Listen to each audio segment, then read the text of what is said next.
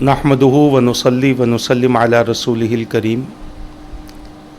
अम्मा बाद फ़ौज़ु बिल्लाहि मिनश शैतानिर रजीम बिस्मिल्लाहिर रहमानिर रहीम इन्ना इद्दतश शुहूरि इंदल्लाहि इस्ना अशरा शहरन फ़ी किताबिल्लाहि यौम ख़लक़स समावाति वल अर्ज़ मिन्हा अर्बअतुन हुरुम आमन्तु बिल्लाहि सदक़ल्लाहुल अज़ीम व सदक़ रसूलुहुन नबियुल अमीनुल मुख्तारुल करीम व नहनु अला ज़ालिका लमिनश शाहिदीन व शाकिरीन वल्हम्दुलिल्लाहि रब्बिल आलमीन। अल्लाहुम्मा सल्लि व सल्लिम व बारिक अला सय्यिदिना व मौलाना मुहम्मदिन व अला आलिहि व अस्हाबिहि व बारिक व सल्लिम सलातन व सलामन दाइमन अलैका व अला आलिका व अस्हाबिका या रसूलल्लाह सल्लल्लाहु तआला अलैहि वसल्लम। अज़ीज़ान मिल्लत इस्लामिया, मोहतरम नाज़रीन व सामईन कराम, कुरान पाक के 10वें पारे के 11वें रुकू की आखिरी आयतों में से एक आयत मुबारका को तिलावत करने का मैंने शर्फ हासिल किया है। अल्लाह तबारक व तआला का इरशाद पाक हो रहा है जिसका माना और मफ़हूम ये है, बेशक महीनों की गिनती अल्लाह के पास 12 है, उस दिन से जिस दिन से अल्लाह तबारक व तआला ने ज़मीन व आसमान को पैदा फरमाया, उन 12 महीनों में से 4 महीने हुर्मत वाले हैं। इंशाअल्लाह तबारक व तआला इसी माना और मफ़हूम के तहत आप हज़रात के सामने अल्लाह और उसके रसूल के फ़रामीन और अकाबिरीन के वाक़यात की रोशनी में चंद ज़रूरी गुजारिशात पेश करने की सआदत हासिल करूँगा। जैसा कि हम और आप इस बात से बखूबी वाकिफ़ हैं कि अल्हम्दुलिल्लाह माह शाबान का आगाज़ हो चुका है और माह शाबान का आगाज़ जैसे ही होता है, रमज़ान के करीब होने की वजह से लोग इसी माह मुबारक में रमज़ान के हवाले से तैयारियां शुरू करते हैं। जैसे इंसान की सोच होती है तैयारी वैसे ही होती है। बहुत सारे हज़रात इस माह मुबारक में अपने घरों की सफाई का एहतमाम करते हैं, घरों को रंग वग़ैरह कराने का एहतमाम करते हैं, बहुत सारी पुरानी चीज़ों को घरों से निकाल कर नई नई चीज़ें घरों में लाते हैं ताकि रमज़ान का खूब एहतमाम किया जाए। और इस तरह से खाने वग़ैरह के सामान, मशरूबात, इन तमाम चीज़ों का एहतमाम और इंतज़ाम रमज़ान के हवाले से लोग माह शाबान ही में कर लेते हैं। बाज़ हज़रात वो भी हैं जो माह शाबान के आते ही माह रमज़ान के हवाले से उनका एहतमाम ये होता है कि वो अल्लाह तबारक व तआला की बारगाह में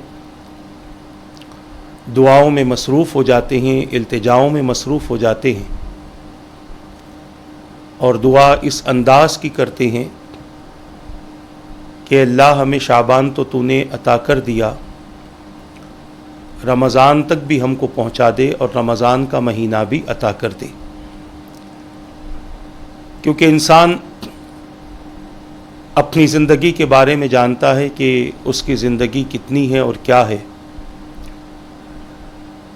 और उसी ज़िंदगी को मद्देनज़र रखते हुए, हालात को मद्देनज़र रखते हुए आपने भी देखा होगा बहुत सारे ऐसे अफराद जो बीमारियों के दौर से गुज़रते हैं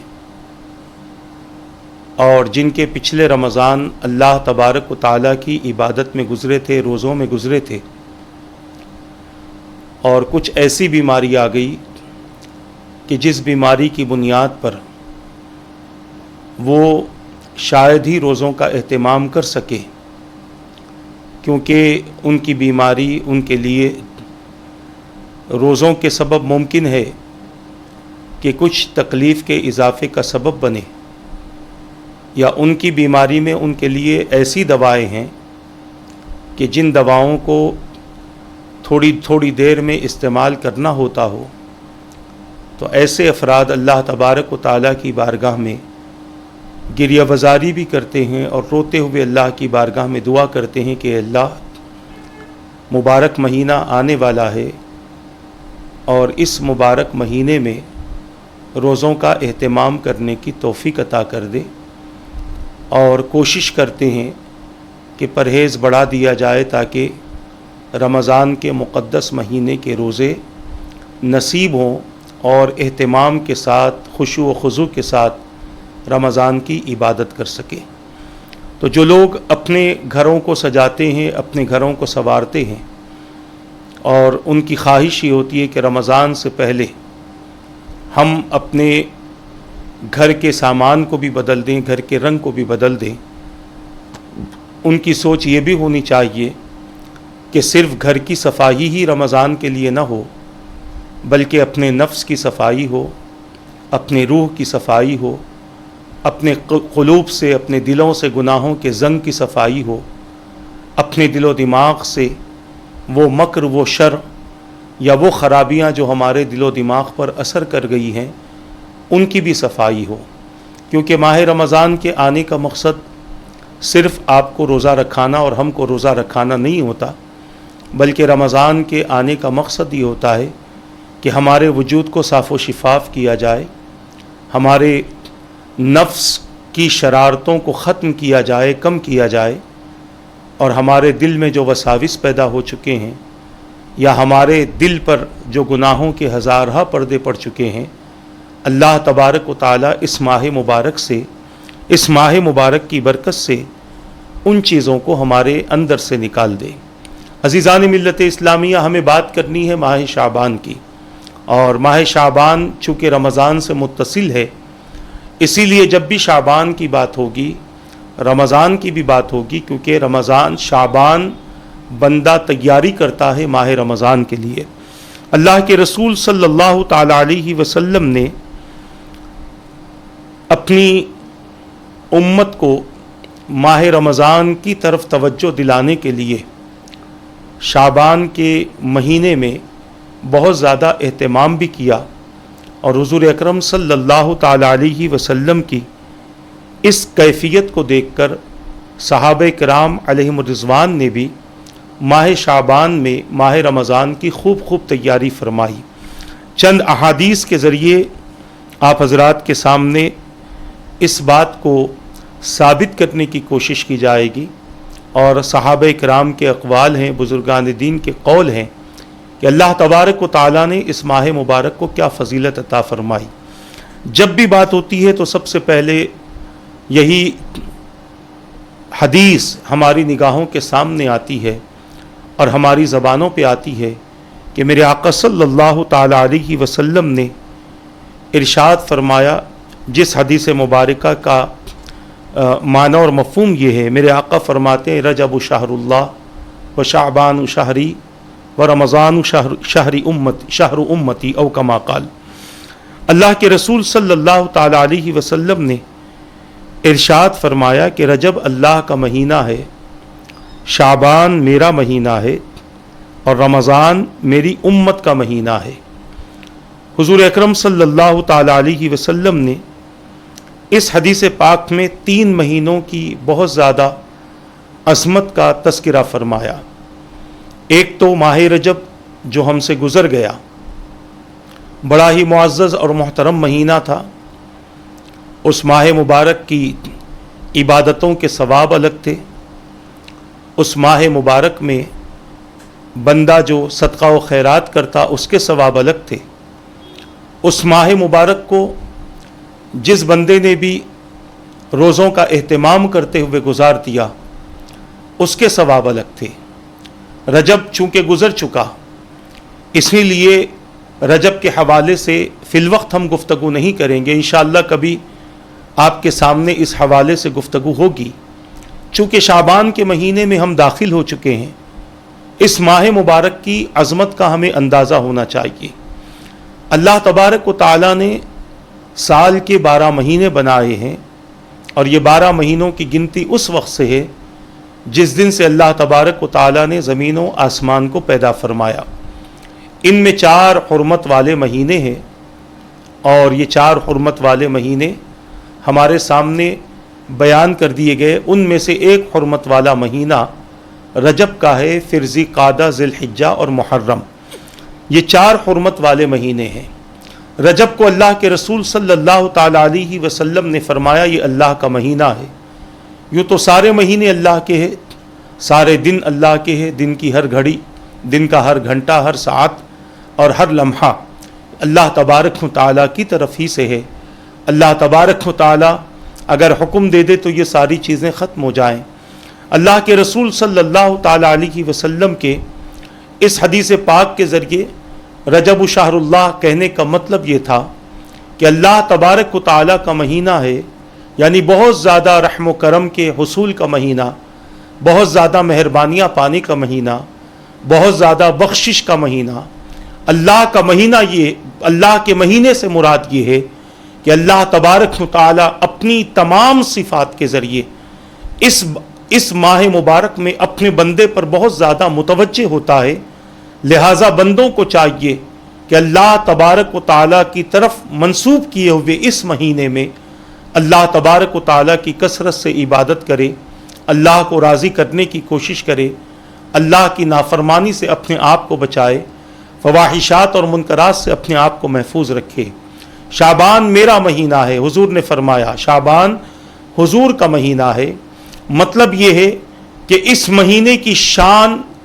اللہ تبارک و تعالیٰ کے نزدیک وہی ہے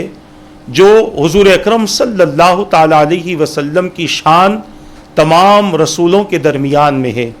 یعنی جس طرح میرے آقا تمام رسولوں میں اعلیٰ ہے،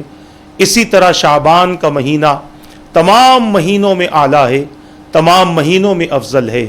رسول اکرم صلی اللہ تعالیٰ علیہ وسلم کو اللہ تبارک و تعالیٰ نے جو خصوصیات عطا فرمائی ہیں، حضور کی نسبت سے شعبان کے مہینے کو وہ تمام خصوصیات حاصل ہیں۔ میرے آقا صلی اللہ تعالیٰ علیہ وسلم اپنی امت پر جتنے مہربان ہیں، اس مہینے میں عمل کرنے کی وجہ سے اللہ تبارک و تعالیٰ اپنے حبیب کی نسبت سے شعبان کے مہینے میں عمل کرنے کی وجہ سے اتنا ہی مہربان اپنے بندوں پر ہوتا ہے۔ غرض کہ اللہ تبارک و تعالیٰ نے اس مہینے کو بہت ہی بڑا اور بہت اہم مقام عطا فرمایا۔ حضور اکرم صلی اللہ تعالیٰ علیہ وسلم نے اس ماہ مبارک کو اپنی طرف منسوب کر کے اپنی امت کو تعلیم دے دی کہ اے میرے امتیوں، جس طرح اپنی زندگی میں تم میرا احترام کرتے ہو، تم مجھ سے محبت کرتے ہو، تم میری اطاعت کرتے ہو، تم میری فرما برداری اور اتباع کرتے ہو، اسی طرح جب بھی تمہاری زندگی میں شعبان کا مہینہ آئے تو شعبان کے مہینے میں اطاعتوں میں کثرت کرو، عبادتوں میں اضافہ کرو، اللہ کی فرما برداری میں اضافہ کرو، تمام برے کاموں سے بچ جاؤ۔ جیسے میری باتیں سن کر ہر چیز سے تم اپنی حفاظت کرتے تھے، اس ماہ مبارک میں بھی زیادہ سے زیادہ اپنے آپ کو گناہوں سے محفوظ رکھتے ہوئے نیک اعمال کی طرف متوجہ ہو جاؤ، کیونکہ تمہارا یہ عمل کرنا، تمہارا یہ کام کرنا تمہارے لیے اس ماہ مبارک کی نسبت سے بہت زیادہ فضیلت اور بہت زیادہ احترام کا سبب بن جائے گا۔ اللہ کے رسول صلی اللہ تعالیٰ علیہ وسلم ارشاد فرماتے ہیں، حضرت ابو ہریرہ رضی اللہ تعالیٰ عنہ اس حدیث پاک کے راوی ہیں، میرے آقا صلی اللہ علیہ وسلم نے فرمایا رمضان کے علاوہ رجب اور شعبان کے سوا کسی اور مہینے کے پورے روزے حضور اکرم صلی اللہ علیہ وسلم نہیں رکھتے تھے۔ حضرت ابو ہریرہ رضی اللہ تعالیٰ عنہ کا قول ہے کہ حضور پاک صلی اللہ تعالیٰ علیہ وسلم نے رمضان کے علاوہ رجب اور شعبان کے سوا کسی اور مہینے کے پورے روزے نہیں رکھے۔ حضرت انس ابن مالک رضی اللہ تعالیٰ عنہ فرماتے ہیں کہ حضور نے ارشاد فرمایا جس نے ماہ حرام کے 3 دنوں کے روزے رکھے یعنی جمعرات، جمعہ اور ہفتہ، تو اللہ تعالیٰ اس کے لیے 9 سال کی عبادت لکھوائے گا۔ ماہ حرام جیسے رجب ہے، ماہ حرام جیسے ذوالقعدہ ہے، ماہ حرام جیسے ذی الحجہ ہے، جیسے محرم الحرام ہے، کوئی بندہ اس مہینے میں، ان مہینوں میں جمعرات، جمعہ اور ہفتے کا روزہ رکھے تو اللہ تبارک و تعالی اس بندے کو 9 سال کی عبادت کا ثواب عطا فرمائے گا۔ بعض اکابرین ارشاد فرماتے ہیں رجب کا مہینہ ظلم چھوڑنے کے لیے ہے، ماہ شعبان اعمال دین کے عہد کے لیے، اور رمضان کا مہینہ صدق و صفا کے لیے ہے۔ بعض فرماتے ہیں رجب توبہ کا مہینہ ہے، شعبان محبت کا مہینہ ہے، رمضان قرب الہی کا مہینہ ہے۔ بعض فرماتے ہیں رجب عزت کا مہینہ ہے، شعبان خدمت کا مہینہ ہے، اور رمضان نعمت الہی کا ہے۔ بعض فرماتے ہیں کہ رجب ماہ عبادت ہے، شعبان دنیا سے قطع تعلق اور بے نیازی کا مہینہ ہے، اور رمضان کثرت ثواب اور نیکی میں زیادتی کا مہینہ ہے۔ بعض اکابرین فرماتے ہیں رجب ایسا مہینہ ہے جس میں اللہ تبارک و تعالی نیکیوں میں اضافہ فرماتا ہے، شعبان کے مہینے میں اللہ تعالی برائیوں کو دور فرما دیتا ہے، اور رمضان کے مہینے میں اللہ تبارک و تعالی اپنے بندوں کو اعزاز عطا فرماتا ہے۔ بعض اکابرین فرماتے ہیں رجب نیکیوں میں سب سے آگے بڑھ جانے والا مہینہ ہے، شعبان درمیانی راستہ اختیار کرنے والا مہینہ ہے، اور رمضان گناہ گاروں کی معافی کا مہینہ ہے۔ عزیزان ملت اسلامیہ، یہ اکابرین کے اقوال ہے جو میں نے آپ کے سامنے پیش کیے ہیں۔ اب آپ دیکھیں کہ اکابرین کے نزدیک رجب کے مہینے کی کیا اہمیت تھی، شعبان کے مہینے کی کیا اہمیت تھی، اور رمضان کے مہینے کی کیا اہمیت تھی۔ رجب کا مہینہ ظلم چھوڑنے کا مہینہ ہے، یعنی اگر کوئی بندہ کسی پر ظلم کرتا ہے، چاہے اس ظلم کا تعلق اس کے اپنوں سے ہو، اس کے کام والوں سے ہو، یا کسی بھی طرح کا ظلم ہو، یا پھر وہ ظلم اس کا خود اپنی ذات کے لیے کیوں نہ ہو، اپنی ذات کے لیے بندے کا ظلم یہ ہے کہ بندہ اللہ تبارک و تعالیٰ کی عبادات سے اپنے آپ کو محروم رکھ لے۔ اپنی ذات کے لیے ظلم یہ ہے کہ بندہ اللہ تبارک و تعالیٰ کی اطاعت اور فرما برداری سے اپنے آپ کو محفوظ کر لے۔ اپنی ذات پر ظلم یہ ہے کہ بندہ مسلسل گناہ کرتا رہے، مسلسل اپنے رب کی نافرمانی کرتا رہے، اور اپنے رب کے احکام کو ٹھکراتا رہے، اور اپنے رب کے احکام کی مخالفت کرتا رہے، حضور اکرم صلی اللہ تعالی علیہ وسلم کے بتائے ہوئے راستے پر نہ چلے، غیروں کا راستہ اختیار کرتا رہے، یہ اپنے آپ پر ظلم ہے۔ اگر کوئی بندہ اپنے آپ پر ظلم کر رہا ہے، اسے چاہیے کہ وہ اس ماہ مبارک میں اپنے آپ پر ظلم کرنا چھوڑ دے، یا پھر کسی اور پر بھی وہ ظلم کر رہا ہے تو اس پر بھی وہ ظلم کرنا چھوڑ دے، بلکہ اپنے آپ کو ظلم سے بچا لے، اللہ کی عبادت کی طرف متوجہ ہو جائے، حضور اکرم صلی اللہ تعالی علیہ وسلم کا راستہ، طریقہ اور آپ کی سیرت کو اختیار کرے، اور اپنے آپ کو ہر قسم کے گناہ صغیرہ سے اور گناہ کبیرہ سے محفوظ کر لے۔ یہ اپنے آپ پر ظلم ہے، تو گویا یہ رجب کا مہینہ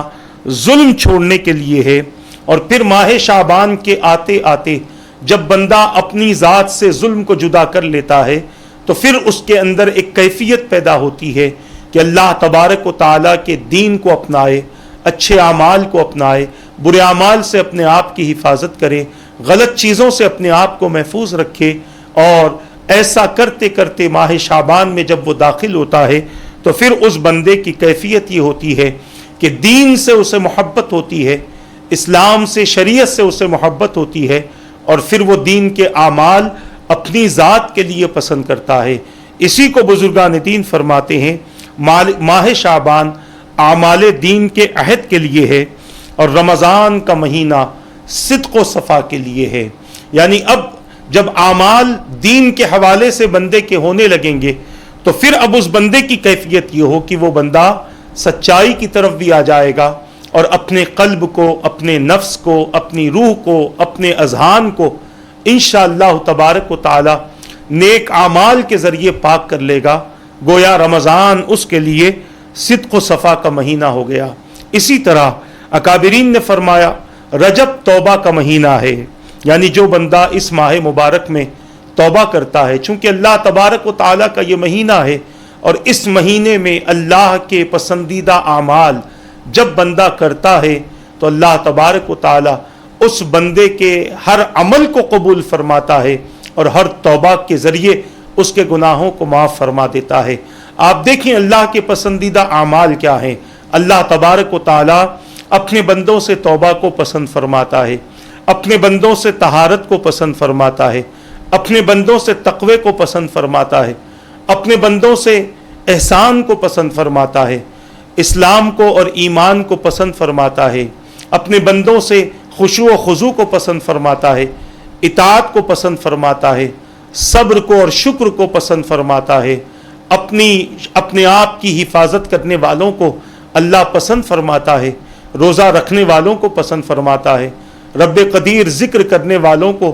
پسند فرماتا ہے، رب قدیر اپنی استغفار کرنے والوں کو اللہ تبارک و تعالیٰ پسند فرماتا ہے۔ آپ قرآن کریم پڑھیں، اللہ تبارک و تعالیٰ نے کئی مقامات پر اپنی پسند کا تذکرہ فرمایا۔ اب جو بندہ رب کے پسندیدہ مہینے میں اور رب کے مہینے میں رب کے پسندیدہ اعمال کرتا ہے تو اللہ تبارک و تعالیٰ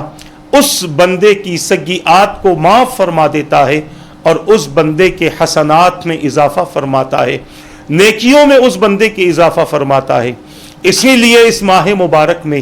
کثرت سے توبہ کرو، زیادہ سے زیادہ توبہ کرو، کیونکہ میرا مولا اپنے بندوں سے توبہ کو بہت زیادہ پسند فرماتا ہے۔ اور اس مہینے میں چونکہ اکابرین فرماتے ہیں یہ مہینہ توبہ کا مہینہ ہے، اس کے بعد فرماتے ہیں شعبان محبت کا مہینہ ہے۔ محبت کس سے کی جائے؟ محبت اللہ کے رسول سے کی جائے، محبت اللہ سے کی جائے، محبت نیک اعمال سے کی جائے، محبت توبہ و استغفار سے کی جائے، محبت حضور کی اتباع اور حضور کی سنت، حضور کی سیرت سے کی جائے۔ اور پھر اس کے بعد جو بھی محبتیں ہیں، جو محبتیں ہمارے لیے رکھی گئی ہیں، جیسے ماں باپ کی محبت ہے، آل اولاد کی محبت ہے، تجارتوں سے محبت ہے،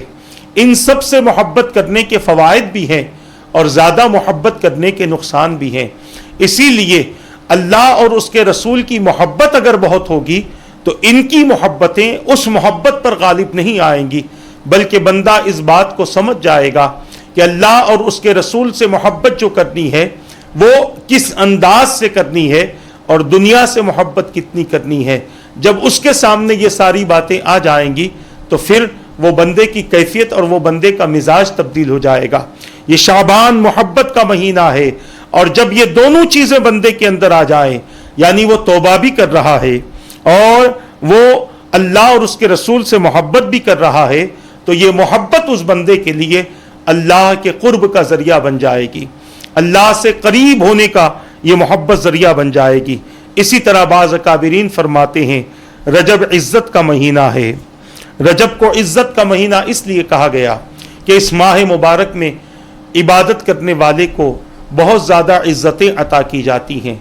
بہت زیادہ بزرگی عطا کی جاتی ہے، کرامتوں کا تاج، بزرگی کا تاج اس بندے کے سر پر رکھا جاتا ہے جو اس ماہ مبارک میں اللہ کے احکام کی عزت کرتے ہوئے اپنی زندگی گزارتا ہے، تو اللہ تبارک و تعالی اس بندے کو اس کی زندگی میں عزت عطا فرماتا ہے، اور قیامت کے دن تو اس کی عزتوں کا عالم ہی الگ ہوگا، نرالا ہوگا۔ اسی طرح فرماتے ہیں شعبان خدمت کا مہینہ ہے۔ اس ماہ مبارک کی ایک خاصیت بھی یہ ہے کہ اس ماہ مبارک میں اگر اللہ تبارک و تعالیٰ نے آپ کو کچھ عطا کیا ہے تو اس کے ذریعے آپ لوگوں کی خدمت کیجئے، لوگوں کی ضرورتوں کو پورا کیجئے، ان کے تقاضوں کو پورا کیجئے، ان کی آرزوں اور امیدوں کو پورا کیجئے، ان کے لیے اتنا اہتمام کر دیجئے کہ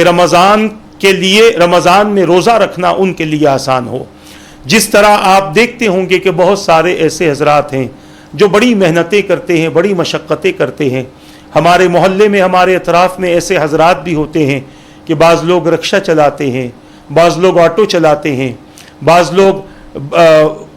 ٹھیلا بنڈی وغیرہ ڈھکیلتے ہیں، بعض لوگ محنت و مزدوری کرتے ہیں. اور رمضان کے روزوں سے وہ اپنے آپ کو محروم اس لیے رکھتے ہیں کہ رمضان میں بغیر محنت کے ان کا گھر چل نہیں سکتا،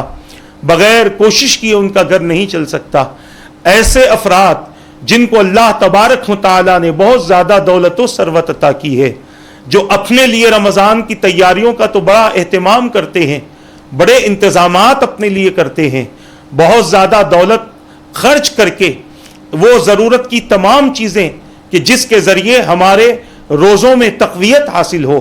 جس کے ذریعے ہمارے روزے آسانی سے گزر جائیں، ان تمام چیزوں کا اہتمام کرتے ہیں. تو ساتھ ہی ساتھ ان غریبوں کا بھی خیال رکھا جائے جو ہمارے پڑوس میں رہتے ہیں یا پڑوس کے پڑوس میں رہتے ہیں، ہمارے رشتہ داروں میں جو غریب ہیں، ان غریبوں کا خیال کیا جائے، ان کی خدمت کی جائے، تاکہ ان کی خدمت کی بدولت روزہ وہ رکھیں ثواب آپ کو ملے. کیونکہ آپ کی دی ہوئی چیز سے وہ سحر بھی کر رہے ہیں، آپ کی دی ہوئی چیز سے وہ افطار بھی کر رہے ہیں، آپ کی دی ہوئی چیز سے وہ رات کے کھانے کا استعمال بھی کر رہے ہیں، آپ کے دیے ہوئے کپڑے پہن کر وہ عبادت بھی کر رہے ہیں، آپ کی دی ہوئی چیز سے وہ خوش ہیں. تو پتہ یہ چلا کہ چیزیں تو آپ کی دی ہوئی ہیں، عمل وہ کر رہے ہیں اور بڑی خوشی سے عمل کا اہتمام کر رہے ہیں. تو یقیناً ان کے روزوں کا ثواب بھی آپ کو ملے گا، ان کی عبادتوں کا ثواب بھی آپ کو ملے گا. اور روزوں کے ذریعے جو فضیلتیں اللہ تبارک و تعالیٰ اپنے بندوں کو عطا فرمائے گا، اس کا حصہ اللہ تعالیٰ آپ کو بھی عطا فرمائے گا. تو شعبان خدمت کے لیے ہے. اگر کسی کے پاس اتنا ہے کہ وہ اپنی ضرورتیں پوری کر کے دوسروں کی ضرورتیں پوری کر سکتا ہو، تو اسے چاہیے کہ وہ دوسروں کی ضرورتیں پوری کرے، ان کے روزوں میں، ان کی عبادتوں میں ان کی مدد کرے، ان کے اعمال میں ان کی مدد کرے. تو انشاءاللہ تبارک و تعالی اس کی برکتیں بندوں کو بہت زیادہ نصیب ہوں گی، اور اللہ تبارک و تعالی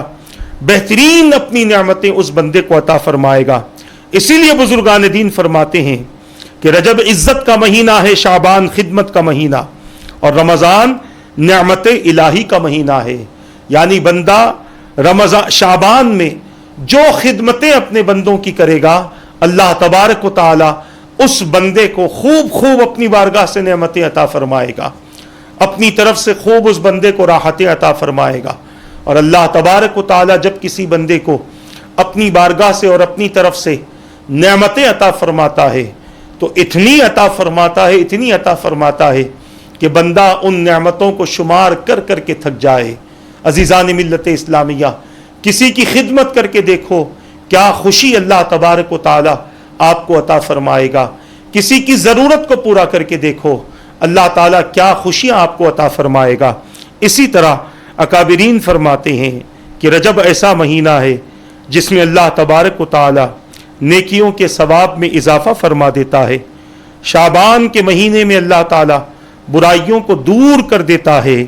اور رمضان اعزاز عطا فرماتا ہے. یعنی جس بندے نے رجب کے مہینے میں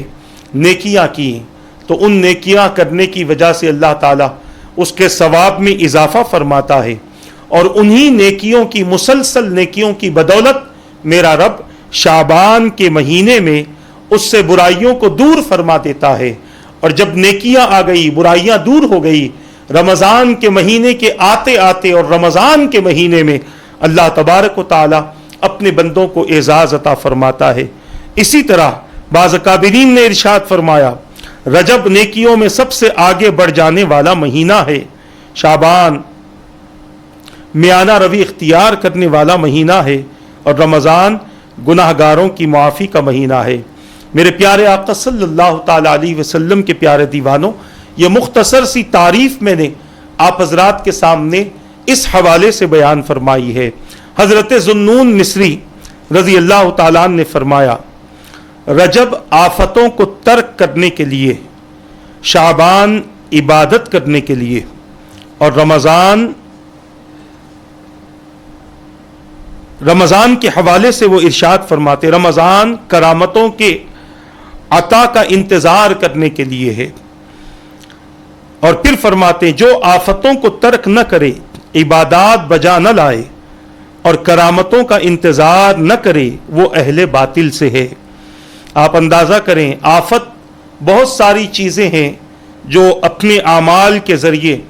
ہم آفتوں کو دعوت دیتے ہیں۔ آفت مصیبت کو بھی کہتے ہیں، تکلیف کو بھی کہتے ہیں، بیماری بھی آتی ہے تو ہم کہتے ہیں کیا آفت آ گئی، پریشانی آتی ہے تو ہم کہتے ہیں کیا آفت آ گئی۔ یہ آفتیں اگر ترک کرنا ہو، ان آفتوں سے چھٹکارا پانا ہو تو اللہ کے اس مہینے میں جس کو رجب کہا جاتا ہے، اللہ کی خوب خوب عبادت کی جائے۔ اور جب بندہ عبادتوں کی کثرت کرتا ہے تو آفتیں خود بخود اس بندے سے دور ہونا شروع ہوتی ہیں، کیونکہ کسی بھی انسان پر مصیبت اس وقت تک نہیں آتی جب تک کہ وہ بندہ کسی گناہ میں ملوث نہ ہو، کسی خطا میں ملوث نہ ہو۔ اور یہ بات ذہن میں رکھ لیں کہ سب سے بڑا گناہ مومن کے لیے نماز چھوڑنا ہے، اور اتنا بڑا گناہ ہے کہ اللہ کے رسول صلی اللہ تعالی علیہ وسلم نے اس گناہ کی وجہ سے نماز جان بوجھ کر چھوڑنے والے کو کفر کے قریب تک پہنچا دیا۔ میرے آقا نے ارشاد فرمایا جس نے جان بوجھ کر نماز چھوڑی بے شک وہ کافر ہو گیا۔ علماء نے رعایت دے کر ترجمہ کیا کہ وہ کفر کے قریب ہو گیا۔ عزیزان ملت اسلامیہ، اس سے بڑی بندے کے لیے آفت کیا ہو۔ اور یہ بات ذہن میں رکھ لیں کہ انسان اس وقت تک مصیبت میں مبتلا نہیں ہوتا جب تک کہ وہ کسی جرم کا ارتکاب نہ کر لے، جب تک کہ وہ کسی غلطی کا ارتکاب نہ کر لے، جب تک کہ وہ کسی گناہ کا ارتکاب نہ کر لے۔ مسلسل گناہ مسلسل آفتوں کا ذریعہ بنتے ہیں، مسلسل گناہ مسلسل مصیبتوں کا ذریعہ بنتے ہیں، مسلسل تکالیف اور پریشانی کا ذریعہ بنتے ہیں۔ ہاں، اس کے لیے ایک ذریعہ ہمیں دیا گیا کہ بندہ گناہ کرنے کے بعد اپنے گناہ پر نادم و شرمندہ ہو کر اگر اللہ کی بارگاہ میں رجوع ہو جائے، توبہ و استغفار کر لے، تو اس گناہ کی مصیبت سے وہ محفوظ ہو جاتا ہے، اس گناہ کی آفت سے وہ بندہ محفوظ ہو جاتا ہے۔ مگر جو بندہ گناہ کرنے کے باوجود خوش ہوتا رہے اور مسلسل یہ سلسلہ جاری رکھے تو مسلسل آفتیں اس کے لیے ہیں۔ یہاں پر ذوالنون مصری رحمت اللہ تعالی علیہ ارشاد فرماتے ہیں کہ رجب کا مہینہ گناہوں کے چھوڑنے کے لیے ہے، گناہوں کے ترک کرنے کے لیے ہے، کیونکہ اگر تم نے رجب کے مہینے میں گناہوں کو چھوڑ دیا، گناہوں کو ترک کر دیا اور عبادت میں شعبان کے یہ مہینے میں گناہ چھوڑتے چھوڑتے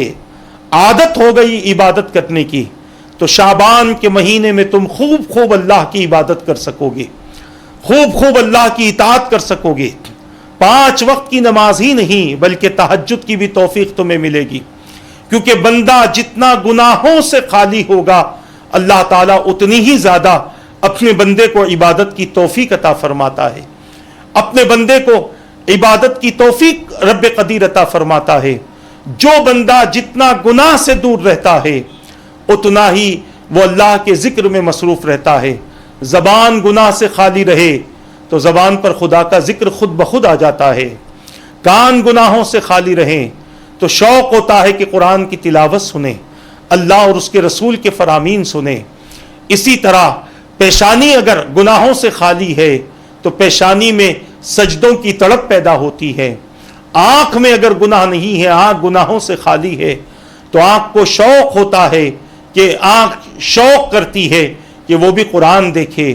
اللہ کے مقدس کلام کو دیکھے، پاکیزہ چیزوں پر نظر پڑے۔ ہاتھ اور پیر کا بھی یہی معاملہ ہوتا ہے۔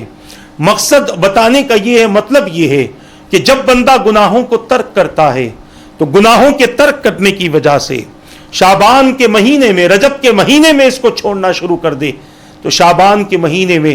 کثرت عبادت کی اسے توفیق نصیب ہوتی ہے، اور گناہوں کو ترک کرنا، عبادتوں کی زیادتی کرنا رمضان میں اس کے لیے بہت بڑے اعزاز کا سبب بنتا ہے، کرامتوں کا سبب بنتا ہے۔ رمضان میں اس کے لیے عزتیں ہی عزتیں ہوتی ہیں۔ اللہ تبارک و تعالیٰ کی طرف سے بندوں کو عزت دی جاتی ہے، بندوں کو خوشخبری سنائی جاتی ہے، اس کے سر پر کامیابی کا تاج رکھا جاتا ہے، میرے پیارے آقا صلی اللہ علیہ وسلم کے پیارے دیوانوں، مگر جو بندہ رجب کا احترام نہ کرے، ذوالنون مصری رحمت اللہ تعالی علیہ فرماتے ہیں کہ جو آفتوں کو ترک نہ کرے، یعنی ہر وہ عمل جس سے تمہارے لیے آفتیں آئیں، تمہارے لیے مصیبتیں آئیں، تمہارے لیے تکلیفیں آئیں، اور پھر شعبان کا مہینہ آتے آتے عبادت بھی نہ کر سکے اور کرامتوں کا انتظار بھی اس نے نہ کیا، تو فرماتے ہیں وہ اہل باطل سے ہے، یعنی اس بندے پر سوائے مصیبتوں کے اور کچھ نہیں ہوگا، اور اس بندے کے لیے سوائے تکلیفوں کے اور کچھ نہیں ہوگا۔ اسی طرح حضرت سیدنا ذوالنون مصری رحمت اللہ تعالی علیہ نے یہ بھی ارشاد فرمایا، رجب کھیتی بونے کا مہینہ ہے، شعبان کھیت کو سیراب کرنے کا مہینہ ہے، اور رمضان کھیتی کاٹنے کا مہینہ ہے۔ ہر شخص وہی کاٹے گا جو اس نے بویا ہے، اور اسی کا بدلہ پائے گا جو اعمال اس نے کیے ہیں۔ پس وہ جس نے کھیتی بوئی نہیں، وہ کاٹتے وقت شرمسار ہوگا، اور اسی کے ساتھ اس کا انجام برا ہوگا۔ سینکڑوں مثالیں ہمارے اکابرین نے دی ہیں، بارہا ہمیں یہ سمجھانے کی کوشش کی گئی کہ جو مہینے تمہارے لیے معزز اور مکرم ہیں، اس مہینے کی عزت کی وجہ سے تم بھی معزز بن جاؤ گے، اس مہینے کی تکریم کی وجہ سے تم بھی مکرم بن جاؤ گے۔ مگر ہمارے پاس عالم یہ ہے کہ ہمیں پتہ ہی نہیں ہے کہ کون سا مہینہ معزز ہے، کون سا مہینہ مکرم ہے، کس مہینے میں ہمیں کیا عبادتیں کرنی ہے، کس دن ہمیں کیا عبادت کرنی ہے، کس رات ہمیں کیا عبادت کرنی ہے۔ آپ اگر احادیث کا مطالعہ کریں اور ان احادیث کا جو خلاصہ ہمارے اکابرین نے فرمایا ہے اس کا مطالعہ کریں، تو میں ذمہ داری کے ساتھ کہہ سکتا ہوں کہ دن اور رات میں کوئی لمحہ ایسا نہیں ہے جو عبادت سے خالی ہمارے لیے چھوڑا گیا۔ مگر آج ہمارا عالم یہ ہے کہ 5 وقتہ نماز بھی ہماری جان پر بوجھ ہو چکی ہے، 5 وقت کی نماز پڑھنا ہمارے لیے مشکل ہو چکا ہے، بڑی مشکل سے مسجد کی طرف ہمارے قدم اٹھتے ہیں، بڑی مشکل سے ہم اللہ کی عبادت کرتے ہیں، بڑی مشکل سے ہم سے رکوع و سجود ہوتے ہیں۔ یہ ہماری کیفیتیں ہیں، ورنہ ہم اکابرین کی زندگی کا جائزہ لے لیں کہ انہوں نے عبادت سے اپنی زندگی کو معزز کیا ہے، اپنی زندگی کو مکرم کیا ہے۔ اللہ نے جو کچھ انہیں عزتیں عطا فرمائی ہیں وہ عبادات و اطاعت ہی کی وجہ سے عطا فرمائی ہیں۔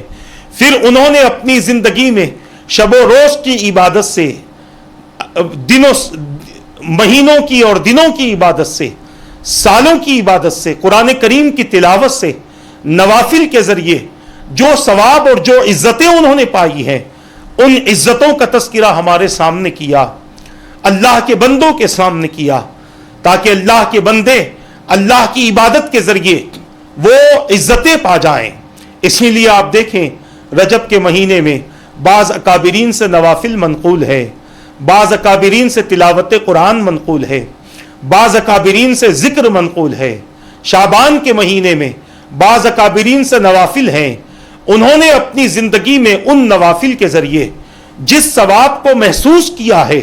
اس ثواب کا تذکرہ اللہ کے بندوں کے سامنے کر دیا۔ بہت سارے لوگ اعتراض کرتے ہیں کہ 2 رکعت پڑھنے سے اتنا ثواب کہاں سے آ جائے گا؟ تو میں عرض کرنا چاہتا ہوں آپ کو شک و شبہ میں جانے کی ضرورت نہیں ہے، بلکہ اس بات کو سمجھ لیں کہ جس اللہ کے برگزیدہ بندے نے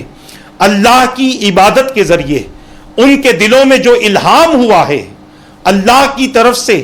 جو ان تک پیغام آیا ہے، وہ پیغام انہوں نے اللہ کے بندوں کے سامنے پیش کر دیا ہے۔ مگر شرط یہ ہوتی ہے کہ عبادت اس طریقے سے انجام دی جائے جس طریقے سے ان اکابرین نے انجام دی تھی۔ کسی نے کسی رکعت میں 1 مرتبہ سورہ اخلاص کا ذکر کیا، کسی نے کہا 100 مرتبہ پڑھو ہر رکعت میں، کسی نے کہا 1000 مرتبہ ہر رکعت میں پڑھو۔ اس عبادت کا یہ ثواب ہے، اس عبادت کا یہ ثواب ہے، اور یہ ثواب کا تذکرہ اس لیے کیا انہوں نے اس چیز کو محسوس کیا تھا، اسی لیے یہ تذکرہ کیا۔ ہمارے اکابرین کے زبان سے جو الفاظ نکلے ہیں وہ تجربوں کی بنیاد پر نکلے ہیں، ایسے ہی نہیں کہہ دیا، امت کو خوش نہیں کر دیا، ایسے ہی اللہ کے بندوں کو راضی نہیں کر دیا، بلکہ انہوں نے اپنے تجربوں کے حساب سے، انہوں نے اپنے تجربوں کی بنیاد پر اس چیز کو پایا تھا، اس چیز کو محسوس کیا تھا، اسی لیے انہوں نے اللہ تبارک و تعالی کے بندوں تک اللہ کے اس پیغام کو پہنچایا۔ میرے پیارے آقا صلی اللہ علیہ وسلم کے پیارے دیوانوں، عرض کرنا یہ ہے کہ حضرت سیدنا ذوالنون مصری رحمت اللہ تعالی علیہ اپنے تجربے کی بنیاد پر فرماتے ہیں، اپنی زندگی میں جس طریقے سے انہوں نے رجب کو پایا، شعبان کو پایا، رمضان کو پایا، جو ان کا تجربہ رہا، ان تجربوں کا تذکرہ انہوں نے اللہ کے بندوں کے سامنے کیا اور اللہ کے بندوں کو بتا دیا کہ اے لوگوں، رجب کوئی معمولی مہینہ نہیں ہے، رجب کوئی ایسا ویسا مہینہ نہیں ہے، بلکہ رجب ایک ایسا مہینہ ہے کہ جس مہینے میں بندے کو زیادہ سے زیادہ اللہ تبارک و تعالیٰ کی عبادت کرنی چاہیے، اللہ کی اطاعت کرنی چاہیے، اللہ کی فرما برداری کرنی چاہیے، اور کوشش یہ کرنی چاہیے کہ بندہ زیادہ سے زیادہ اللہ تبارک و تعالیٰ کو راضی کر لے، اللہ کی بارگاہ کا پسندیدہ بن جائے۔ اسی لیے فرمایا کہ رجب کھیتی بونے کا مہینہ ہے، مثال دی کہ کھیتی بندہ بوتا دانا ہے اور دانا معمولی سا ہوتا ہے۔ دانے کی کیفیت یہ ہوتی ہے کہ دانے کو اگر آپ پیر رکھ دو تو وہ ٹوٹ جائے، پھوٹ جائے، مگر جب یہی دانا کھیتی کے ذریعے، جب یہی دانا زمین میں بویا جاتا ہے تو پھر رجب کی کھیتی کا عالم یہ ہوتا ہے، تم عمل کے بیج زمین میں بو، تم عمل کے بیج ڈالو، تو اب تمہاری کیفیت یہ ہوگی کہ جب یہ دانا پکنے لگے گا اور جب تم شعبان کے مہینے میں اس کھیتی کو سیراب کرتے رہو گے، اس میں پانی ڈالتے رہو گے، تو وہ دانا بڑی سے بڑی بیل کی شکل اختیار کر لے گا، بڑی سے بڑی بیل کی شکل یہ دانا اختیار کر لے گا۔ عزیزان ملت اسلامیہ، پھر فرماتے ہیں رمضان کھیتی کاٹنے کا مہینہ ہے۔ رجب میں جو تم نے ڈالا تھا، شعبان میں جو تم نے محنت کی تھی، اب رمضان کا مہینہ کھیتی کاٹنے کا ہے، یعنی اب تمہارے لیے نعمت ہی نعمت ہے، اب تمہارے لیے ثواب ہی ثواب ہے۔ تم نے عمل کا بیج بو دیا، پھر اس پر مستقل رہے، پھر اس پر پابند رہے، پھر مسلسل تم اس پر محنت کرتے رہے، تو اللہ تبارک و تعالی اپنے فضل سے رمضان میں وہ ثواب عطا فرمائے گا جس ثواب کے ذریعے بندہ اپنے آپ کو بہت زیادہ خوش پائے گا۔ اور پھر وہی فرماتے ہیں کہ ہر شخص وہی کاٹے گا جو اس نے بویا ہے، دانا ڈالے گا تو دانا نکلے گا، اور اگر دانا نہیں ڈالا تو پھر اسے شرمندگی ہوگی، اور شرمندگی اس انداز سے ہوگی کہ رجب میں بھی تیاری نہ کی، شعبان میں بھی تیاری نہ کی، تو رمضان کا مہینہ ایسے ہی گزر جائے گا جیسے عام مہینے گزرتے ہیں۔ ہمارا یہی حال ہے، اور انہی لوگوں میں سے ہماری حالت ہے۔ اور پھر فرماتے ہیں جس نے کوئی کھیتی نہیں بوئی وہ کاٹتے وقت شرمسار ہوگا، اور اسی کے ساتھ اس کا انجام برا ہوگا۔ میرے پیارے آقا صلی اللہ تعالی علیہ وسلم کے پیارے دیوانوں، مجھے بتانا ہے کہ شعبان کیا ہے، چونکہ رجب کی فضیلت بھی اکابرین نے بیان فرمائی، اسی لیے آپ حضرات کے سامنے رجب کا تذکرہ میں نے کیا ہے۔ بعض صالحین نے فرمایا کہ سال ایک درخت ہے اور رجب کے ایام اس کے پتے ہیں، شعبان کے ایام اس کے پھل ہیں، اور رمضان کے دن میوہ چننے کے دن ہے۔ ایک قول یہ بھی ہے رجب کو اللہ تعالیٰ کی طرف سے معجزات کے ساتھ، شعبان کو شفاعت کے ساتھ، اور رمضان کو نیکیاں بڑھانے کے ساتھ اللہ تبارک و تعالیٰ نے رکھا ہوا ہے۔ عزیزان ملت اسلامیہ، ان دونوں اقوال میں ہمارے اکابرین نے ارشاد فرما دیا کہ رجب کو اللہ تبارک و تعالیٰ نے کیا مقام اور کیا فضیلت عطا فرمائی ہے۔ بس ضرورت اس امر کی ہے کہ رجب کے ساتھ ساتھ، رجب تو ہم سے گزر گیا، ماہ شعبان کو ہم بڑے اہتمام کے ساتھ گزاریں، بڑے احترام کے ساتھ گزاریں، بہت زیادہ اس کی تعظیم و توقیر کریں، اور جس قدر ہو سکے ماہ شعبان میں اللہ تبارک و تعالیٰ کی عبادت کریں، ماہ شعبان میں اللہ کی اطاعت کریں۔ اور اکابرین نے اپنے تجربوں کی بنیاد پر ماہ شعبان کی عبادتوں کے ذریعے جن نعمتوں کو حاصل کیا ہے، جن برکتوں کو حاصل کیا ہے، جن انعامات کو حاصل کیا ہے، یا جن انعامات کے حصول کی طرف اپنے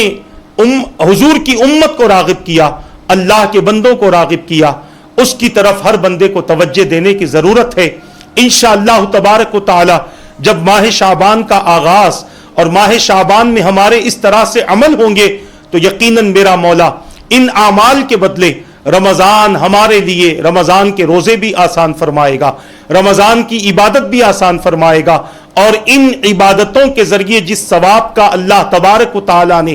اپنے بندوں کے ساتھ اپنے حبیب کے ذریعے سے وعدہ فرمایا ہے، اس ثواب کا اپنے بندے کو ضرور مستحق بنائے گا۔ ضرورت اس بات کی ہے کہ ماہ شعبان کو خوب عبادتوں میں گزاریں، اللہ کے بندوں کی خدمت میں گزاریں۔ یہ چند باتیں تھی شعبان کے حوالے سے جو میں نے آپ حضرات کے گوش گزار کی ہے۔ انشاءاللہ تبارک و تعالی ایک اور نشست آپ کے درمیان ہوگی جس میں یہ بتانے کی کوشش کی جائے گی کہ شعبان کے مہینے میں کس قدر اللہ کے رسول صلی اللہ علیہ وسلم اہتمام فرمایا کرتے تھے، تاکہ نبی کی سنت پر عمل کرتے ہوئے ہمارا بھی مزاج ویسے ہی ہو اور ہم بھی اسی طرح اپنی زندگی گزارنے کی کوشش کریں۔ اللہ تبارک و تعالیٰ سے دعا ہے رب قدیر جو کچھ کہا گیا کہنے میں غلطی ہو تو اپنے حبیب کے صدقے معاف فرما دے، ان باتوں پر مجھے اور ان سب کو عمل کرنے دوسروں تک پہنچانے کی توفیق عطا فرما۔ مولا شعبان کے مہینے کا تذکرہ تیرے محبوب بندوں نے جس انداز سے کیا ہے اس مہینے کو اسی طرح